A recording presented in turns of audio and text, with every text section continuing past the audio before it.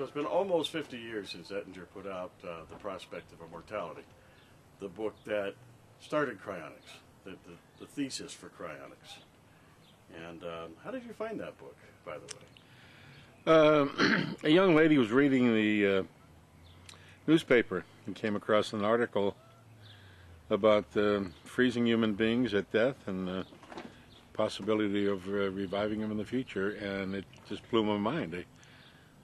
I had instantly recognized the remote possibility of such a science, but I couldn't believe what I was hearing. So that was in 1965, 1966, right there. And when I read the book, I realized it's a book about life, about precious life. And I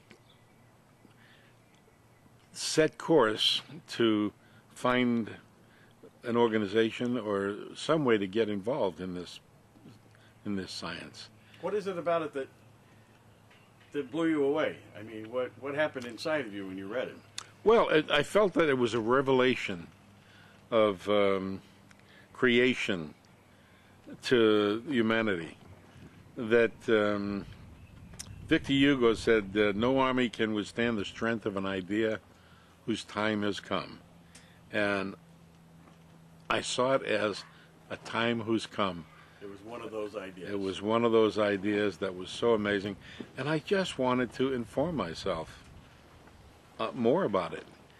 And I couldn't find anyone who knew anything about it. And one day I'm driving home on the freeway, and there was an announcement on the radio by a disc jockey saying, hey, you want to live forever?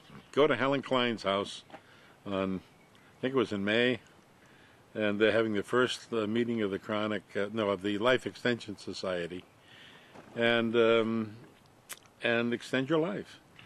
I visualized scientists and in white coats, and I wasn't sure I'd even be able to get in. But much to my surprise, it wasn't anything like that. It was just a group of ordinary people who had shared the same interest as I did, and probing into the concept of suspended animation, human suspended animation. Found out that I was one of the more knowledgeable people about suspended animation that were in attendance. Surprised me, and it led to my being elected president of the Cryonics Society, and I proceeded to organize the Cryonics Society of California. A few months later, orchestrated the freezing of the world's first human being, Dr. James Bedford, in January of 1967. Actually, froze the first woman the Cryonics Society did also. Going back to your reaction to the book, Mm-hmm. Was part of that reaction the thought of your own immortality or extended life? Oh, absolutely. When I consider where science has come from over the past couple of 100 years, it is perfectly reasonable to my way of thinking that we will, at some point in time, be able to place people in human hibernation and suspended animation for centuries, if necessary, in order to extend or save their life. So that's what excited me, the concept of that becoming a reality in my day, in my lifetime. As long as cryonics has been around, you froze the first person, what was it, 67? Yes. And here it is, 2012, and there's only about 250 people. Why do you suppose that is? Well, when you take into consideration that in the 45 years since Dr. Bedford has been frozen, 2.5 billion people have died, and only 250 people have been suspended. Why? To begin with, I think there's a basic taboo way of thinking about death. You try to talk to people about death, and they just don't want to go there.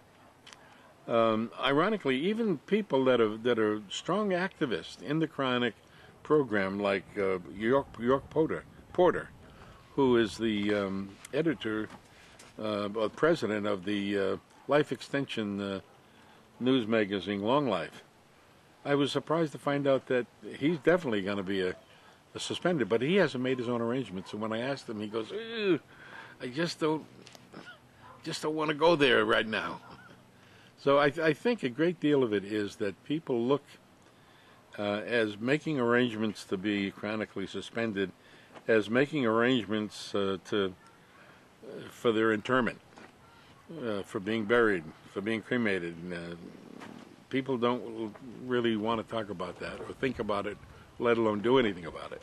You get the first guy frozen. Yes, that was the big difficulty. How did that feel afterwards? It felt good. It was disappointing to me in that Dr. Bedford left $300,000 for his suspension. That aside. Yeah, and how did it feel going from somebody who didn't think you could go into a meeting because you were just a TV repairman to having just completed the first cryonic suspension? Well, it was exciting.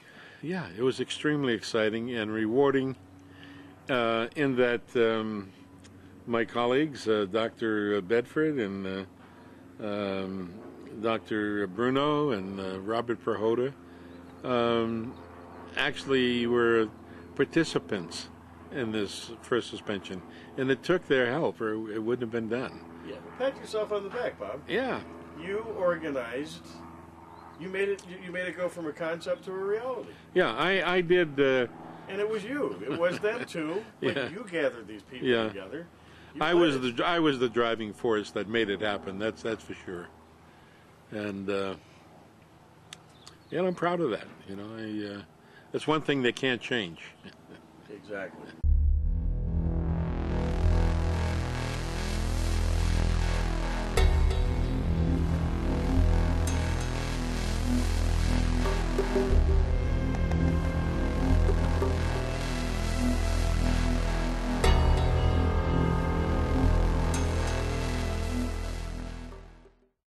After the freezing of James Bedford, he was taken off to Arizona, wasn't it? To Yes. go to the wig manufacturers. To the Cryo-Care Equipment Company, right? Right.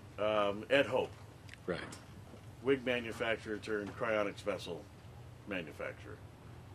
So he was out of your hands. But then you had somebody in the Cryonics Society that you worked with had died unexpectedly.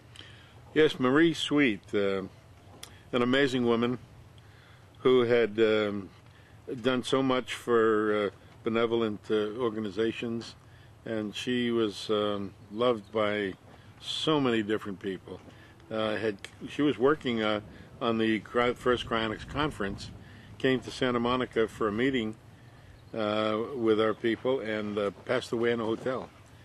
And she was brought to a mortuary in Santa Monica, and they noticed on her the medical alert bracelet that she was a suspension donor, so they called us. But it wasn't for like a day later. And so the mortuary that we were talking with at the time, he was out of town, Joe Clockheather.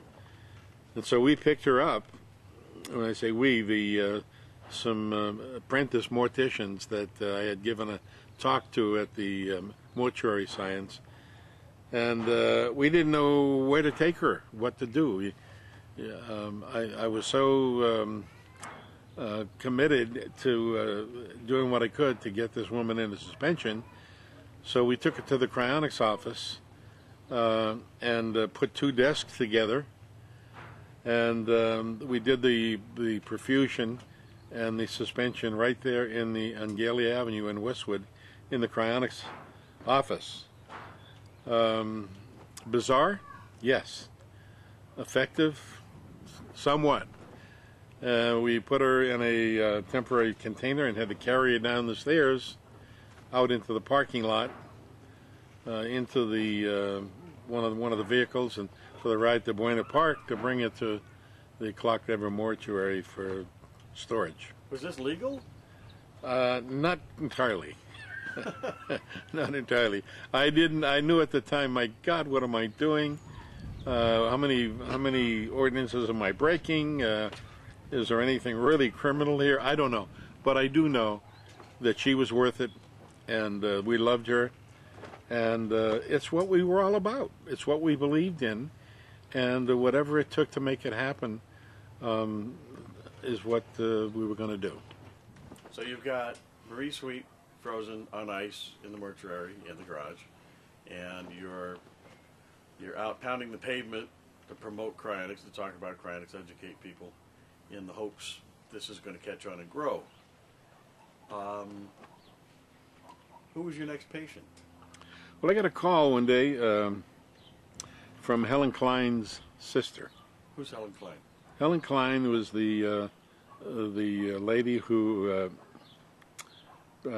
developed the first meeting for cryonics, or for life extension, that I went to, the very first one. A sweet little old lady in her 80s, was dying of cancer, but something just clicked with her and I just really, really felt like she was my grandma.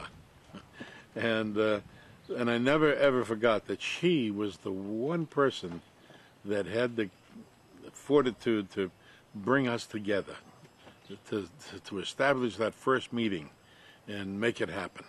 And I just felt such an enormous indebtedness to her for that. Anyway, her sister called and said that Helen was in the hospital and she was dying. And she had promised her sister she would tell me. So I said, I'll be right there. And I drove immediately to the hospital and got in to her room, and her sister said, can I talk to you outside? I said, okay. And she said, Helen woke up, came out of consciousness for a few moments, and just long enough to tell me she didn't want to be frozen. She'd changed her mind. And I said, really? You mean to tell me from the time you talked to me till I got here? She woke up just long, you know. And so anyway, I told her, I said, no, we're gonna freeze her. Again, knowing she had no money at all. She didn't make any arrangements, no insurance, no money. No, because it was all too new. It was all too soon. And, so here was Marie Sweet all over again. All over again. And we took her to Joe Clockett's mortuary and did a perfusion, and put her in with Marie Sweet.